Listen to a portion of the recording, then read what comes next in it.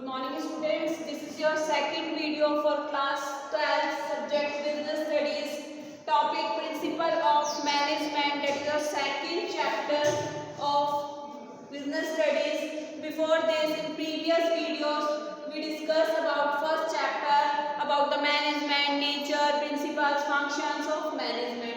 Now in previous video of chapter second we discussed about the principles. What is the principles, how principles work for the management.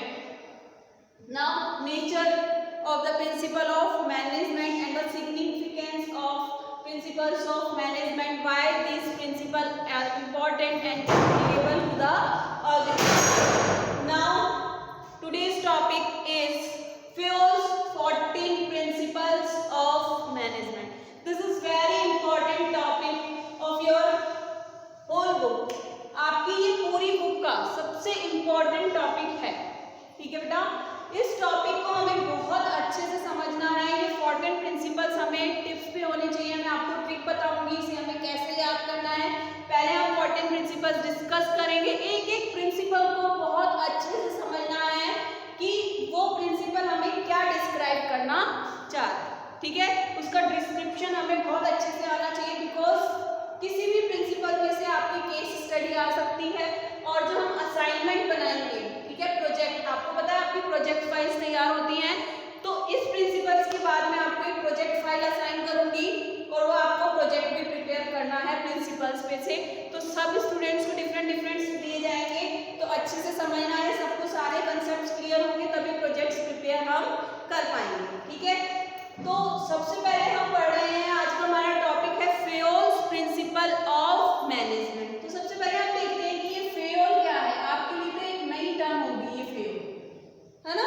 Principle of management तो हम discuss कर चुके हैं previous videos में। Rules, regulations, guidelines of management to be followed in organization for the achievement of the goal and the running of the business. Now what is about FAO? ये FAO क्या है? FAO ये एक person का नाम है, Henry FAO। ये हमारे मैनेजमेंट के गुरु भी कहलाते हैं। देखिए हेनरी FAO जो हमारे मैनेजमेंट के प्रिंसिपल्स दिए थे इन्होंने हमको। हेनरी FAO हमारे फ्रेंच माइनिंग इंजीनियर से, ठीक है, ये हमारे फ्रेंच माइनिंग इंजीनियर थे, साइंटिस्ट थे, ठीक है। इन्होंने हमें 14 प्रिंसिपल दिए थे। कितने दिए थे? 14 प्रिंसिपल। बेटा इसमें से किसी भी तरह का क्वेश्चन अराइज हो सकता है, 1 मार्क्स का क्वेश्चन भी आ सकता है हेनरी FAO के बारे में, तो हमें अच्छे से समझना है। इन्होंने हमें 14 प्रिंसिपल दिए थे, ये भी आ जाता है 14 प्रिंसिपल्स ऑफ मैनेजमेंट। किसने दिए थे? तो हेनरी FAO ने 14 प्रिंसिपल्स ऑफ मैनेजमेंट। सो हम इन्हें हेनरी FAO को, किसे? हेनरी FAO को फादर ऑफ जर्नल मैनेजमेंट भी कहते हैं, बिकॉज इन्होंने हमें एडमिनिस्ट्रेटिव मैनेजमेंट के, जर्नल मैनेजमेंट के 14 प्रिंसिपल्स दिए थे। So that we call him as father of general management. बहुत इंपॉर्टेंट क्वेश्चन है और एवरी ईयर रिपीटेटिव नेचर में ये आता है, ठीक है। तो who is the father of general management? Henry FAO is the father of general management. 14 principles आपके मैनेजमेंट के भी किसने दिए थे? हेनरी FAO ने। किसी भी तरीके से हेनरी FAO कौन थे? हमारे फ्रेंच माइनिंग इंजीनियर। तो इसके बारे में आपका किसी भी तरह का क्वेश्चन कवर हो, हम हर तरीके से आंसर दे सकते हैं। अब हम डिस्कस करेंगे अबाउट द 14 प्रिंसिपल। पहले मैं आपको एक एक प्रिंसिपल डिस्कस कर रहे हैं, हम बता रही हूँ एक एक प्रिंसिपल के बारे में। नेक्स्ट लास्ट में मैं आपको एक ट्रिक बताऊंगी जिससे आपको पूरे 14 प्रिंसिपल्स लर्न हो जाए, ठीक है। देखिए समझना तो आपको ही पड़ेगा, ठीक है। एक एक प्रिंसिपल को बहुत अच्छे से समझना है हमें, बिकॉज इसमें से केस स्टडीज कवर होती हैं हमारी और प्रोजेक्ट वर्क भी कवर होता है। देखिए केस स्टडीज भी करेंगे हम इसमें।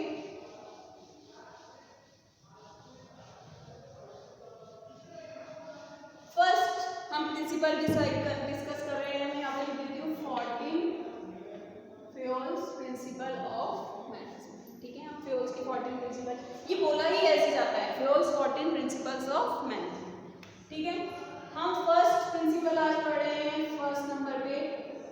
division of work, division of. देखिए बेटा, हमें थ्योरी पे या ये नहीं है कि बीएसटी आपका थ्योरेटिकल, ये आपका कंसेप्चुअल चीजें हैं जो मैं आपको समझा रही हूँ, तो आपको इसका कंसेप्ट समझना है और थ्योरेटिकल पार्ट आपको नोट्स में प्रोवाइड किया गया, वहाँ से कॉपी कीजिए और एग्जाम्पल्स आप वैसे भी देख सकते हैं और मैं यहाँ पे आपको समझा भी रही हूँ जिसपे से आपकी केस स्टडी कवर होगी। देखिए, डिवीजन ऑफ वर्क, डिवीजन नाम से पता चल रहा है काम को डिफरेंट पार्ट में डिवाइड। एक ऑर्गेनाइजेशन बहुत बड़ी होती है, उसमें बहुत से लोग बहुत तरीके से वर्क करते हैं, तो उनके काम को अगर हम according to their specialization divide कर देते हैं तो that is our division of. Finance manager को हमने फाइनेंस का काम, फंड का काम दे दिया, तो ये किसमें स्पेशलाइज्ड है? फाइनेंस के काम में। फाइनेंस मैनेजर का स्पेशलाइजेशन फाइनेंस में है, तो उसे हमें किसका काम देना है? फंड का, पैसे का, फाइनेंस का। ठीक है, अगर हम इसे मार्केटिंग का काम दे देंगे तो क्या हो जाएगा? काम ही खराब होगा आपका, है ना। तो मार्केटिंग मैनेजर का कोई बंदा है, मार्केटिंग का है, तो उसको मार्केटिंग में स्पेशलाइजेशन है, उसने मार्केटिंग में स्पेशलाइजेशन किया हुआ, मार्केटिंग की नॉलेज है, उसे एडवर्टाइजमेंट की नॉलेज है, उसे मार्केट के बारे में पूरी नॉलेज है, तो उसे हम किसका काम देंगे? मार्केटिंग का। ऐसे एचआर में कोई स्पेशलाइज बंदा है तो हम उसे ह्यूमन रिसोर्सेज का काम देंगे, ट्रेनिंग, डेवलपमेंट, रिक्रूटमेंट, सिलेक्शन। अगर हम मार्केटिंग के बंदे से कहें कि आप करें, मार्केटिंग मैनेजर से हम कहते हैं कि आप करिए ह्यूमन रिसोर्स डेवलपमेंट, तो ये उसके स्पेशलाइजेशन में है ही नहीं, वो कर ही नहीं पाएगा ऐसे पैटर्न में। जितना एक ह्यूमन रिसोर्स पर्सन जो स्पेशलाइज्ड है, ह्यूमन रिसोर्स मैनेजर जिसने स्पेशलाइजेशन लिया हुआ है इस फील्ड में, जितना पैटर्न वो कर पाएगा उतना मार्केटिंग मैनेजर नहीं कर पाएगा ऐसे। ठीक है, तो स्पेशलाइजेशन ये मेन कीवर्ड है। ठीक है, मैं आपको कीवर्ड से समझा रही हूँ। ठीक है, तो ये आपका यहाँ पे कीवर्ड है, इसे पकड़ना है हमें। ठीक है, तो स्पेशलाइजेशन के अकॉर्डिंग काम को, वर्क को, स्पेशलाइज्ड पर्सन को डिवाइड करना, डिस्ट्रीब्यूट करना according to their specialization, so that they can perform their task efficiently and effectively and help the organization in achieving the goal of the organization। और एक example देख सकते हैं, वैसे तो हम ऑर्गेनाइजेशन कंटेंट पे ही चलते हैं। देख लीजिए, जैसे आप देखते हैं मैकडॉनल्ड्स पे आप जाते हैं या फिर डोमिनोज पे आप जाते हैं, तो आप देखते हैं आपको वहाँ डिफरेंट वर्क को करने के लिए, ऑर्डर लेने के लिए वहाँ काउंटर पे आपको डिफरेंट पर्सन मिलेगा, सर्विस के लिए एक डिफरेंट पर्सन होगा, क्लीनिंग के लिए अलग पर्सन है। तो क्या है, according to their requirement, according to their specialization उनके वर्क को क्या रखा है? डिवाइड कर रखा है। अगर ये नहीं हो तो क्या काम ढंग से हो सकता है? नहीं हो सकता। ठीक है, तो आप इसको किसी भी टर्म में समझिए, डिवीजन मींस डिवाइड करना वर्क को अकॉर्डिंग टू स्पेशलाइजेशन। क्लियर? तो फर्स्ट प्रिंसिपल आपको क्लियर हुआ, इस पे आपकी किसी भी तरीके से केस स्टडी अप्लाई होके आ सकती है। ठीक है, नेक्स्ट एक प्रिंसिपल को बहुत अच्छे से समझना है हमें, सारे प्रिंसिपल्स बहुत इंपॉर्टेंट है। Next, authority and responsibility. Second principle है बेटा आपका ऑथोरिटी एंड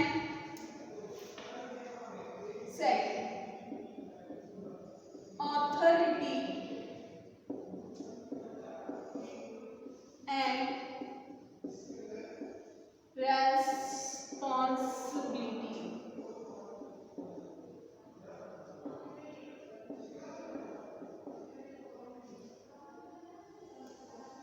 आपने बेसिकली तो सुना ही होगा ऑथोरिटी, और authority means delegation of authority, obedience of authority, obedience work आप यूज ले सकते हैं। Responsibility means you have a right to do some task.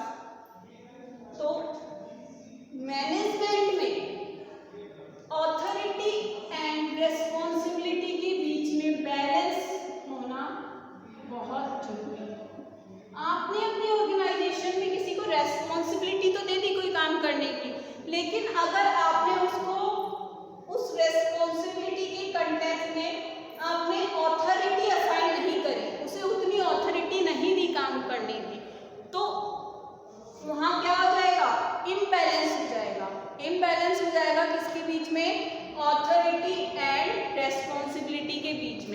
Imbalance हो जाएगा तो ये प्रिंसिपल वायलेट हो जाएगा। और हमें मैनेजमेंट में प्रिंसिपल्स को वायलेट नहीं करना है। मैनेजमेंट अपने कुछ प्रिंसिपल्स पे चलता है तो हमें उन प्रिंसिपल्स को फॉलो। देखिए एक एग्जांपल लेते हैं हम यहाँ पे भी। ये एग्जांपल्स मैं आपको इसीलिए बता रही हूँ कि आपको केस स्टडी इजीली सॉल्व हो जाए। हमने अपनी ऑर्गेनाइजेशन में सेल्स पर्सन है कोई, ठीक है, इस सेल्स पर्सन को हमने रेस्पॉन्सिबिलिटी दे दी कि आपको अपनी ऑर्गेनाइजेशन में सेल इंक्रीज करनी है, ठीक है, सेल इंक्रीज करनी है और 40 डेज का आप क्रेडिट पीरियड अलाउ कर सकते हैं। क्रेडिट कितना अलाउ कर सकते हैं? 14 डेज का। सेल इंक्रीज करने की हमने रेस्पॉन्सिबिलिटी दे दी और 14 डेज का हमने उनके ऊपर एक क्राइटेरिया रख दिया कि कितना आप क्रेडिट दे सकते हैं एम्प्लॉयज उसको मार्केटिंग में अपने डेटर्स को, ठीक है। देन अब कोई पर्सन है मार्केट में सेल, जिसे आपने सेल कर दी, ठीक है, ये सेल्स एग्जीक्यूटिव है आपकी ऑर्गेनाइजेशन का, ठीक है। ये एक पर्सन है जो परचेज करने की कैपेसिटी रखता है, ठीक है, और वो कह रहा है कि मैं आपका सारा स्टॉक परचेज कर लूँगा, ठीक है, सारी सेल परचेज कर लूँगा, जो भी आप स्टॉक सेल करना चाहते हो मैं परचेज कर लूँगा। I am agree to purchase your material and I am satisfied your condition, but I want the credit period of 60 days.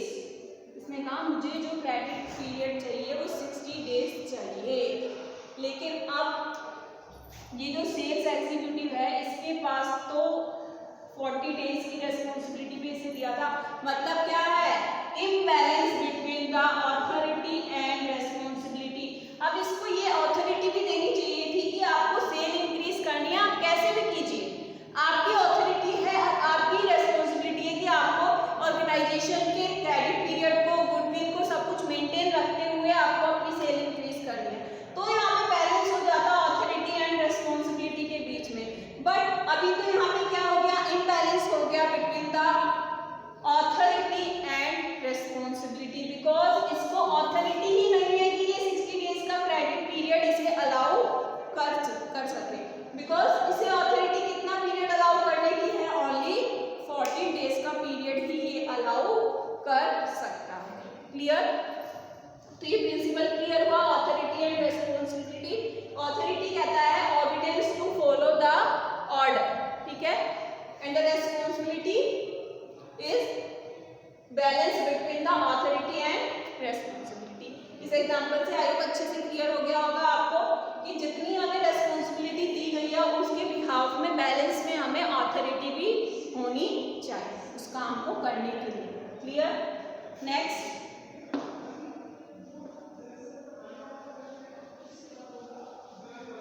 हम देखते हैं discipline.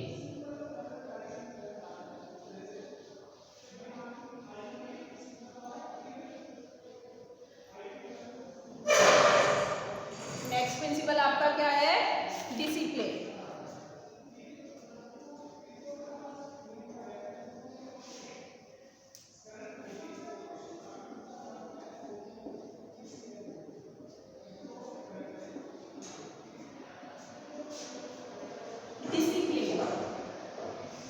Discipline means obligation to follow management rules and employment agreement, ठीक है, obligation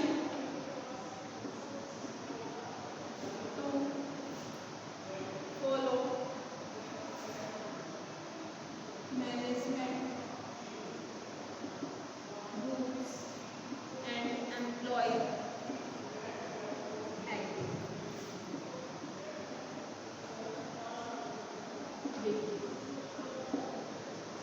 discipline नाम से पता चल रहा है, डिसिप्लिन तो हमें सब जगह फॉलो करना होता है। आप स्कूल आते हैं, आपको स्कूल में भी डिसिप्लिन फॉलो करना होता है ना। अगर आप डिसिप्लिन फॉलो नहीं करते तो आप वायलेट कर रहे हैं प्रिंसिपल को, आपको पनिशमेंट दिया जाता है, ठीक है। अब ऑर्गेनाइजेशन में देखिए, जैसे हम ऑर्गेनाइजेशन के बिहाफ पे पढ़ रहे हैं तो डिसिप्लिन का मीन तो आपको क्लियर है। ऑब्लिगेशन, हमारी ऑब्लिगेशन है कि हमें जो मैनेजमेंट के रूल्स हैं और जो हमारे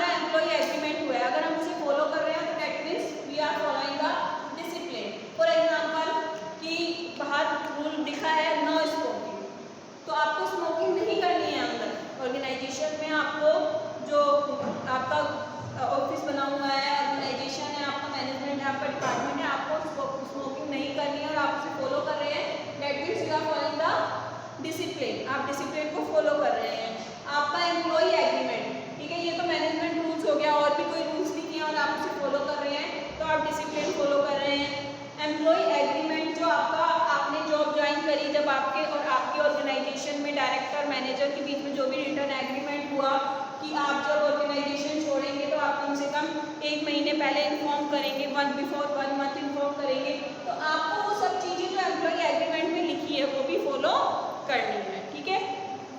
डिसिप्लिन मीन्स जो भी आपकी ड्यूटीज है, रेस्पॉन्सिबिलिटीज है या मैनेजमेंट के रूल्स हैं, रेगुलेशन है, जो आपका बीच में एग्रीमेंट हुआ है, उन सबको हमें अच्छे से फॉलो करना है, डिसिप्लिन रूल, ठीक है। एक और चीज आ जाती है यहाँ पे, कमिटमेंट। अगर आपने किसी से कमिटमेंट किया है तो उसे फॉलो करना, उसको पूरा करना भी आपका क्या है, डिसिप्लिन, ठीक है। वो भी किसके अंदर आ जाता है, डिसिप्लिन के अंदर। देखिए जैसे मैनेजमेंट और वर्कर, मैनेजमेंट और वर्कर्स के बीच में कोई कमिटमेंट हुआ तो अब ये दोनों की रेस्पॉन्सिबिलिटी है इस कमिटमेंट को पूरा करना। दोनों में से अगर कोई भी उसे वायलेट कर रहा है तो वो क्या वायलेट कर रहा है, डिसिप्लिन, प्रिंसिपल ऑफ डिसिप्लिन को वायलेट कर रहा है, ठीक है। अगर दोनों में से कोई भी किसी भी अपने कमिटमेंट को वायलेट कर रहा है तो that means he is violating the principle of discipline, ठीक है। मान लीजिए मैं अभी आपके ऑर्गेनाइजेशन में कंडीशन अच्छी नहीं है तो वर्कर कमिट करते हैं मैनेजमेंट को कि हम जो सैलरी है उसी सैलरी पे और एक्स्ट्रा आवर वर्क करेंगे। मान लीजिए हम 6 आवर वर्क कर रहे हैं तो हम कितने आवर वर्क करेंगे, अब 7 hour, salary will be the same, salary हमारी सेम रहेगी। ये कमिटमेंट किसने किया, वर्कर्स ने किया। तो मैनेजमेंट ने कमिटमेंट किया कि आप हमारे लिए इतना कर रहे हैं, तो अगर हम वापस अपनी सिचुएशन में आते हैं, प्रॉफिट अर्न करते हैं, सेल इंक्रीज करते हैं हमारी ऑर्गेनाइजेशन में, तो हम आपको प्रमोट करेंगे और आपकी सैलरी में इंक्रीमेंट देंगे, ठीक है। तो अब अगर वर्कर अपना कमिटमेंट पूरा कर रहे हैं, डिसिप्लिन पूरा कर रहे हैं, तो मैनेजमेंट की भी ये रिस्पॉन्सिबिलिटी है कि they also fulfil there commitment towards worker, ठीक है। तो डिसिप्लिन बोथ साइडेड, दोनों का डिसिप्लिन को फॉलो करना जरूर। क्लियर हुआ डिसिप्लिन। नेक्स्ट है हमारा unity of command.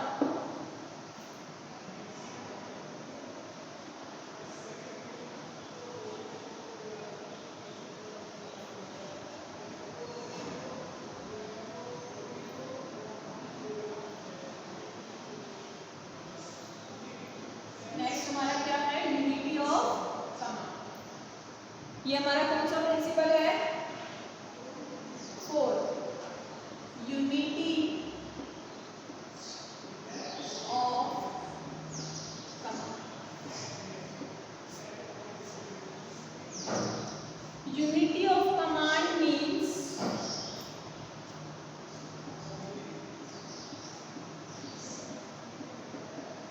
receiving order from only one subordinate। Unity of command means एक सबऑर्डिनेट के ऊपर एक ही सुपीरियर होना चाहिए, अदरवाइज उनके बीच में क्या क्रिएट हो जाता है, कंफ्यूजन आ जाता है, ठीक है। अब देखिए यहाँ पे ये फाइनेंस मैनेजर है, ये मार्केटिंग मैनेजर है, ठीक है, ये सेल्स पर्सन है।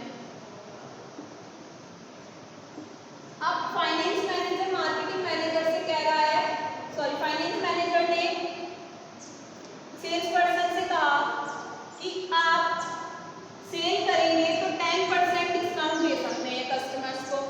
Marketing manager is saying that you should be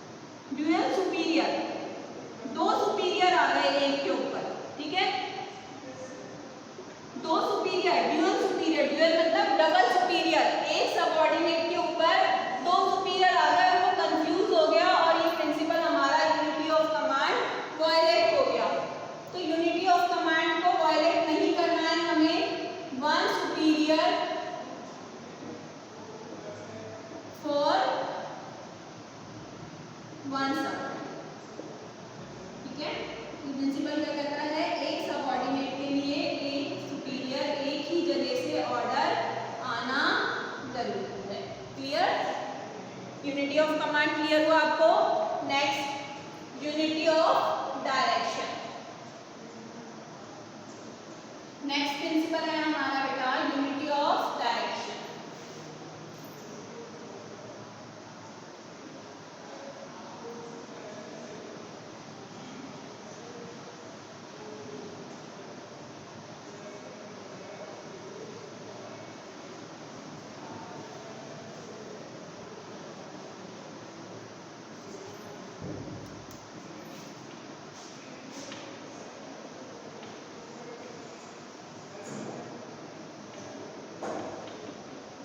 पहले हमने क्या पढ़ा, unity of command and now unity of direction. देखिए एग्जांपल लेते हैं, ये बहुत सारे डिपार्टमेंट्स, ठीक है, ये वर्कर है, ठीक है, यहाँ पे कार भी मैन्युफैक्चर होती है, बाइक भी मैन्युफैक्चर होती है, ट्रैक्टर्स भी होते हैं, अदर्स में भी जाता है ये मैन्युफैक्चरिंग आपका, ठीक है। अब ये डिफरेंट डिफरेंट डायरेक्शन में तो वर्क कर रहे हैं, इनका डायरेक्शन क्या है, इसका डायरेक्शन अलग है, ये अलग डायरेक्शन में काम कर रहा है, ट्रैक्टर जो प्रोड्यूस कर रहे हैं ये अलग डायरेक्शन में काम कर रहे हैं, लेकिन ये डायरेक्टली एक ही डायरेक्शन से कनेक्टेड हैं, इनकी वर्किंग अलग अलग है, इनके प्लान्स अलग होंगे, ठीक है, इनका एग्जीक्यूशन अलग अलग होगा, इसके अलग अपने प्लान होंगे, बाइक्स बनाने वाले के अपने प्लान होंगे, अलग एग्जीक्यूशन होंगे, अलग पर्सन होंगे, अलग रेस्पॉन्सिबिलिटीज होंगी, लेकिन इनका डायरेक्शन जो है, मेन पर्पस जो है, रिलेशन जो है एक ही है, वो है ऑर्गेनाइजेशनल। ये सब जो वर्क कर रहे हैं ना, इनका मेन मोटिव क्या है, for achieving the goal of the organization. तो यूनिटी ऑफ डायरेक्शन कहता है कि सबको एक ही, चाहे आप है ना ऑर्गेनाइजेशन में अपना काम कैसे भी डिफरेंट डिपार्टमेंट्स में डिवाइड करके करो, कि जैसे हमने देखा था फाइनेंस मैनेजर अपना कर रहा है, मार्केटिंग मैनेजर अपना काम कर रहा है, सेल्स मैनेजर अपना कर रहा है, ठीक है, एचआर मैनेजर अपना काम कर रहा है according to their specialization. Specialization आपके अकॉर्डिंग डिवीजन तो कर दो काम को, लेकिन उन सबका मेन मोटिव ही क्या है, ऑर्गेनाइजेशन के गोल को अचीव करना, प्रॉफिट इंक्रीज करना, सेल्स को मैक्सिमाइज करना। तो their overall objective is in the context of the organization, ठीक है। तो डायरेक्शन कितने भी अलग अलग हो, लेकिन यूनिटी होनी चाहिए उनके डायरेक्शन में, गोल एक ही होना चाहिए, ठीक है। कितने भी डिपार्टमेंट्स में वर्क करिए, goal will be the same, unity in direction. Direction में क्या होनी चाहिए, यूनिटी होनी चाहिए, ठीक है। यूनिटी ऑफ कमांड और यूनिटी ऑफ डायरेक्शन का आपको डिफरेंस भी गिवन है, नोट्स में भी गिवन है, डिफरेंस आपको क्लियर हो ही गया होगा। यूनिटी ऑफ कमांड आपका इंडिविजुअल पर्सन से रिलेट करता है, वो एक पर्सन को इंडिविजुअल को कहता है कि एक सुपीरियर के ऊपर, सॉरी एक सबऑर्डिनेट पे एक सुपीरियर होना चाहिए, मतलब एक एम्प्लॉय को एक ही मैनेजर से, एक ही डायरेक्टर से ऑर्डर आना चाहिए, ठीक है। और यूनिटी ऑफ डायरेक्शन कहता है कि पूरी ऑर्गेनाइजेशन को एक साथ लेके चलो, ठीक है। नेक्स्ट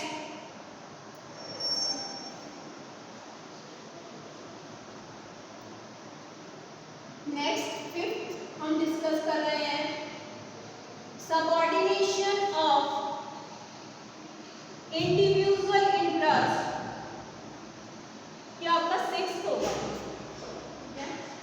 सिक्स्थ होगा। हमने 5 डिस्कस कर लिए। फर्स्ट हमने डिस्कस किया था डिवीजन ऑफ वर्क, सेकंड हमने डिस्कस किया था authority and responsibility, third discipline, fourth unity of command, fifth हमने डिस्कस किया था unity of direction, and the sixth one is subordination of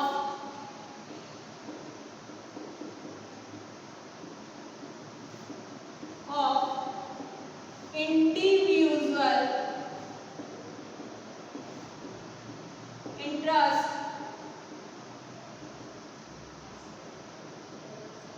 into general interest।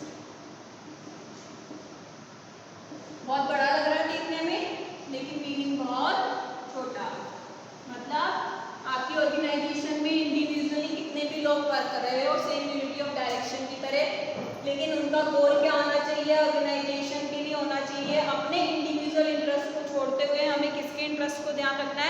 Organisation के। मैं आपको कुछ एग्जांपल देती हूँ, इसमें आपको और अच्छे से क्लियर हो जाएगा।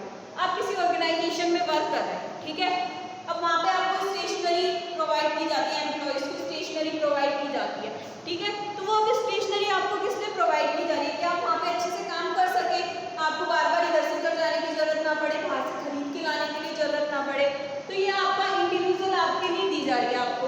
अब आप क्या कर रहे हैं कि वो सारी स्टेशनरी उठा करके अपने घर ले गए, घर ले जाके आपने अपने बच्चों को दे दी, ठीक है, बच्चों में डिस्ट्रीब्यूट कर दी, तो ये आपने क्या किया, आपने इस प्रिंसिपल को वायलेट कर दिया। वायलेट कर दिया मतलब तोड़ दिया इस प्रिंसिपल को, आप इसके अगेंस्ट जाके वर्क कर रहे हैं, ठीक है भाई। आपको अपनी इंडिविजुअल इंटरेस्ट को जर्नल इंटरेस्ट में कन्वर्ट करना है, आप तो उल्टा जर्नल इंटरेस्ट को ऑर्गेनाइजेशन के इंटरेस्ट से अपना फायदा देख रहे हैं, तो ये गलत है, ठीक है। एक एग्जांपल लेते हैं, जैसे मान लीजिए आपकी छुट्टियां चल रही हैं, हॉलीडेज चल रहे हैं, ठीक है, हॉलीडेज चल रहे हैं, आप घर पे एंजॉय कर रहे हैं, ठीक है, एंजॉय कर रहे हैं, इतने में ही ऑर्गेनाइजेशन से आपको कॉल आता है आपके मैनेजर का कि just now come to the office just because of emergency, आपको अभी के अभी ऑफिस आना पड़ेगा, हमें ऑफिस में इमरजेंसी है, और आप बिना सोचे समझे अपने बॉस को कहते हैं yes sir I am coming with in that particular time और that particular period, so that you following that principal.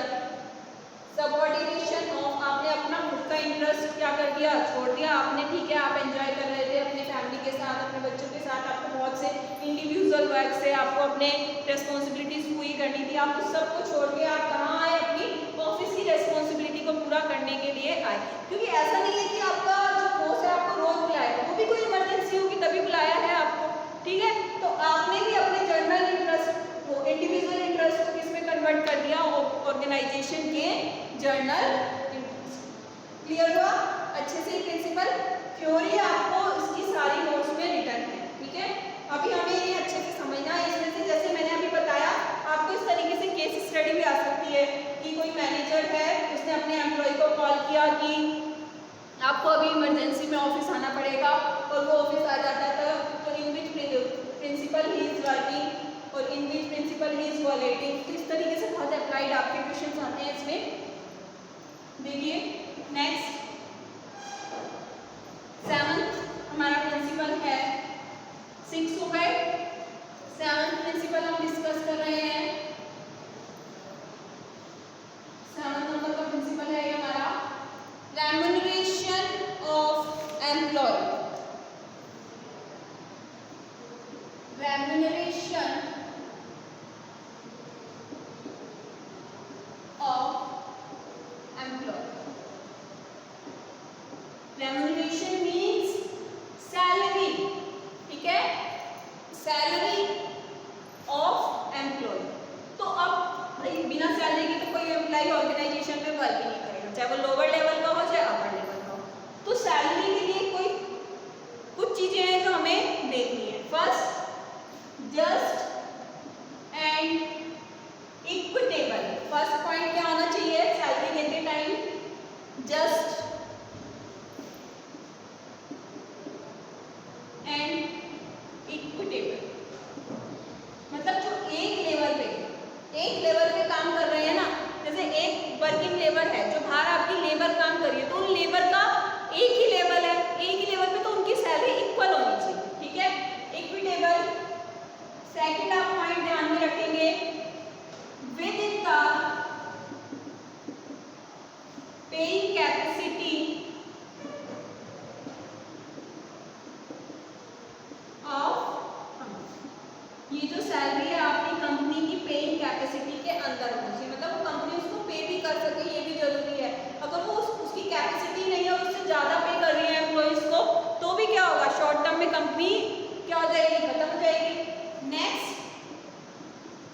Provide employ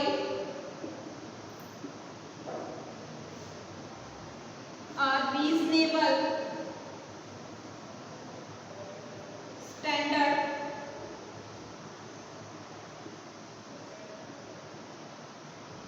of living. देखिए ये 3 बातें होना जरूरी है।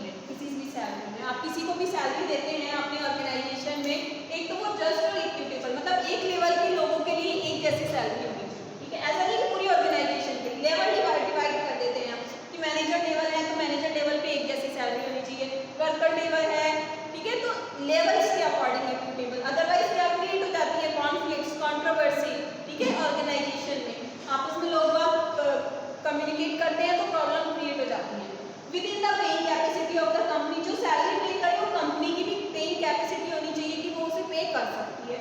थर्ड, एक एम्प्लॉय को इतनी सैलरी तो कम से कम दी जानी चाहिए, कम से कम उसका जो रीजनेबल एक स्टैंडर्ड ऑफ लिविंग है ना वो बना रहे, ठीक है, उस पर इफेक्ट नहीं होना चाहिए, ठीक है। तो आज हमने 7 प्रिंसिपल डिस्कस किए, किसके, फ्यूल के। अब ये 7 प्रिंसिपल आपको अच्छे से याद हो जाने चाहिए। नेक्स्ट क्लास में हम डिस्कस करेंगे रिमेनिंग 7 प्रिंसिपल ऑफ फिजिक्स, ठीक है। 14 प्रिंसिपल है, हाँ 7 आज हमने डिस्कस कर लिए, रिमेनिंग 7 हम नेक्स्ट क्लास में डिस्कस करेंगे। आज हमने कौन कौन से डिस्कस किए एक बार रिवाइज कर लेते हैं। Division of work, authority and responsibility, discipline, unity of command, unity of direction, subordination of individual interest in general interest and task remuneration of employee. Next 7 हम नेक्स्ट क्लास में डिस्कस करेंगे। आपको भी इसी तरीके से टिप्स पे याद होने चाहिए विद डिस्क्रिप्शन, बहुत इंपॉर्टेंट टॉपिक है, ठीक है। तो अच्छे से पढ़िए, वीडियोस को वॉच कीजिए, आपको केस स्टडीज प्रोवाइड की जाएगी उन्हें सॉल्व। Okay, thank you.